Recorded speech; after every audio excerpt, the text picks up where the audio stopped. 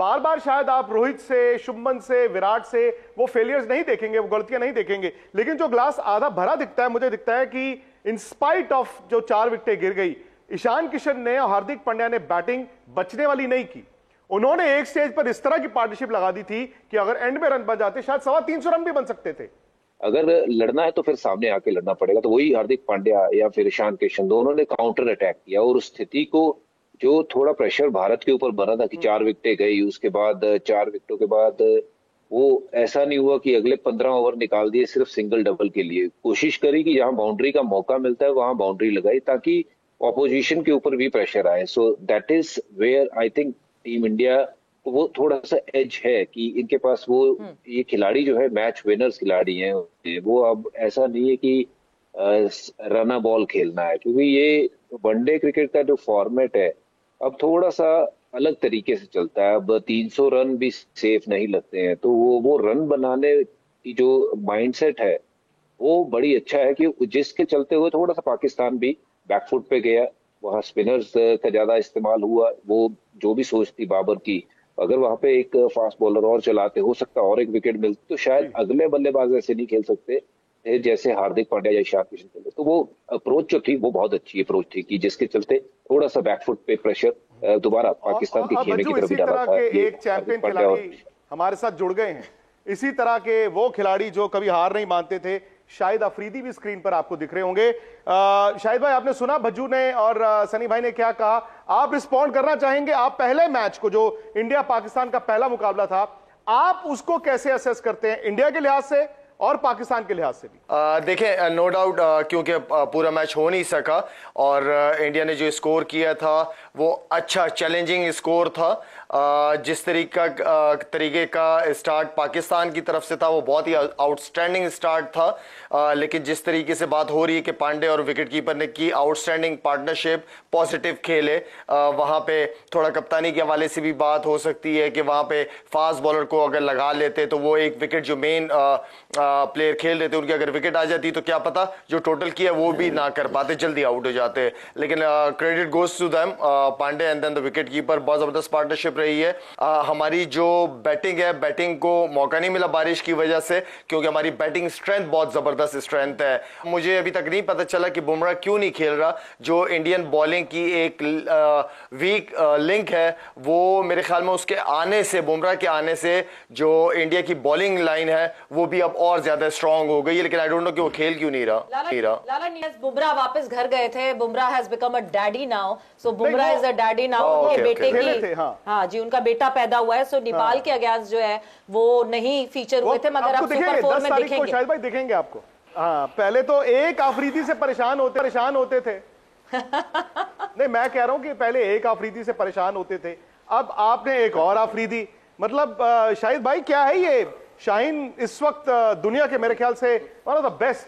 क्या है शाहीन की ताकत और माइंडसेट? क्योंकि भज्जूपा भी हैं, सनी भाई भी हैं। देखिए, आपकी जो 90s की बॉलिंग थी, मैं ये तो नहीं कहूंगा ये वकार यूनुस, वसीम अकरम, आकिब जावेद खेलते थे, बाद में शोएब आए, शायद उस जगह नहीं पहुंचे हैं, बट इनको भी लगता है तीनों को देख के कि इन्होंने शुरुआत कर दी उस रास्ते की। देखिए, जो अफरीदी हैं ये तो, आप इंडिया से बहुत मोहब्बत है, वहां के लोगों से बहुत मोहब्बत है, तो ये तो आपका पीछा नहीं छोड़ेंगे, ये आपको ख्वाब में भी आते रहेंगे। जहां तक फास्ट बॉलर्स का ताल्लुक है, हमारे तीनों फास्ट बॉलर बहुत आउटस्टैंडिंग परफॉर्मेंस दे रहे हैं। अगर कोई एक 4-5 आउट कर रहा है तो दूसरा अच्छा स्पेल करके 2-3 आउट। तो इस वक्त अगर देखा जाए पूरी दुनिया की टीमों में 3 जेन्युइन फास्ट बॉलर जो 145 प्लस के बॉलर्स हैं, अगर पेस भी है और लाइन और लेंथ भी है, बॉलिंग की अवेयरनेस भी है, तो फिर मेरे ख्याल में वो टॉप बॉलर्स और आईसीसी की रैंकिंग में भी टॉप पे हैं। हमारे पास पीछे बैच में भी कुछ आध बॉलर्स बैठे हुए हैं जो कि इनकी जगह पे आ सकते हैं। तो मेरे ख्याल में ओवरऑल वी आर लकी कि हमारा फास्ट बॉलिंग जो यूनिट है बहुत तगड़ा है माशाल्लाह। सनी भाई, बैटर्स की बात करें तो ऑब्वियसली हम जो दोनों हम सीजन बैटर्स हैं भारत के, विराट कोहली और रोहित शर्मा, उनकी क्लास से तो कोई दो राय नहीं है। Shubman Gill is a new contender. क्या चीज चेंज करनी पड़ेगी? बिकॉज शुभमन गिल, यस, नेपाल के अगेंस्ट जो परफॉर्मेंस हो उसके हवाले से अगर कोई बात करें तो, मगर पाकिस्तान के अगेंस्ट नहीं वो परफॉर्मेंस आ सकी थी गिल की। देखिए, अगर आपने वो पहले 10 ओवरें देखी होंगी तो आपने देखा होगा कि दूसरी तरफ से नसीम शाह ने जिस तरह से गेंदबाजी की, जिस तरह के वो आउटस्विंग कर रहे थे, इतने जबरदस्त आउटस्विंग कर रहे थे, उसको खेलना थोड़ा सा मुश्किल बन रहा था। तो क्योंकि शाहीन शाह अफरीदी ने 2 विकेटें ले ली, जबरदस्त विकेटें ले ली विराट कोहली और रोहित शर्मा की, तो फोकस उन पर था।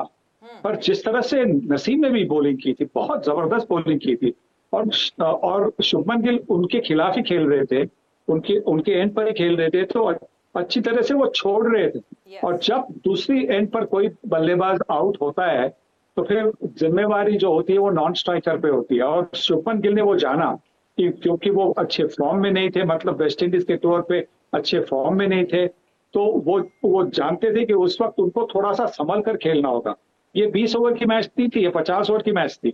उनके पास शॉट से कि जहां से स्लो स्टार्ट से भी वो मेकअप कर सकते हैं, मतलब 100 का स्ट्राइक रेट के लिए वो जाने जाते हैं। और इसीलिए वो शायद थोड़े से नर्वस थे, थोड़े से वॉचफुल थे। पर मैं दाद दूंगा नसीम शाह की गेंदबाजी को, कि जिस तरह से उन्होंने शुभमन गिल को ठंडा रखा, क्वाइट रखा। बिल्कुल भज्जी, एक तरफ तो वो कह रहे हैं जैसे शाहीन के लिए तैयारी तो रऊफ के लिए तैयारी, but out of the paper Naseem Shah भी आ गए। ये 3-3 इनको तीनों को हैंडल करना, यानी 30 ओवर तो बच नहीं सकता बैटर। ये जो 50 में से 30 ओवर्स है, इन पे तो अब क्या सिर्फ 20 ओवर बल्लेबाजी होगी? नहीं, देखिए, बच के क्रिकेट खेली नहीं जाती है, क्रिकेट दलेरी से खेली जाती है। और ऐसा नहीं है कि सामने से कोई बहुत ऐसी गेंदबाजी हो रही जो अनप्लेबल गेंदबाजी है। ये एक जो प्रेशर है, मुशी भाई ने बात करी पहले कि प्रेशर गेम होता है इंडिया पाकिस्तान का, और वो प्रेशर क्रंच सिचुएशन में अगर आपने आपको थोड़ा सा ढाल के उस सिचुएशन से बाहर निकल आते हो तो फिर चीजें नॉर्मल हो जाती हैं। तो आई बिलीव ऐसा नहीं है कि वो 30 ओवर जो है वो बहुत प्रेशर वाले ओवर है, या फिर ऐसे है कि अनप्लेबल है, इनके पास कोई ऐसी चीज है जो बॉल ये फेंकते तो है, बॉल उसके बाद आधे रास्ते में गायब होती है, नजर नहीं आती है बल्लेबाज को। तो आपको वो सिचुएशन को कैसे हैंडल करना है, उसके विपरीत विकेट नहीं गवा के बाद में रन बनाने तो देखो आपको आते ही है। और ऐसा नहीं है कि आप पहली बार क्रिकेट खेल रहे हो। इंटरनेशनल क्रिकेट में इनसे तेज गेंदबाज, इनसे बेहतर स्विंग कराने वाले गेंदबाज भी उन्हें खेले होंगे और इससे टफ कंडीशन में बल्लेबाजी करी होगी। तो वही बात आ जाती है बार बार कि वो प्रेशर सिचुएशन को कैसे खेल के निकालना है। और वो जो 30 ओवर है उसमें से अगर आप पहला चंक अगर देख लें, नए गेंद के पहले 4 ओवर शाहीन के हो या फिर नसीम के हो, अगर बॉल हरकत कर रहा है तो उस गेंद को रिस्पेक्ट करिए, इररिस्पेक्टिव कि वो बॉलर कौन है। आपके पास वो अपॉर्चुनिटी आएंगी। आप जो 30 ओवर कह रहे हैं, हो सकता है वो 30 की बजाय वो 20 रह जाए या 15 ही रह जाए, पर आपको कोशिश करनी ये होती है कि पहले 10 ओवर जो सबसे चैलेंजिंग है, दोनों तरफ से नया गेंद अगर वो हरकत कर रहा है नया गेंद, तो उसको नेगोशिएट करिए। उसके बाद जब आपके पास मौका बनता है तो फिर रन बनाने में चूके ना।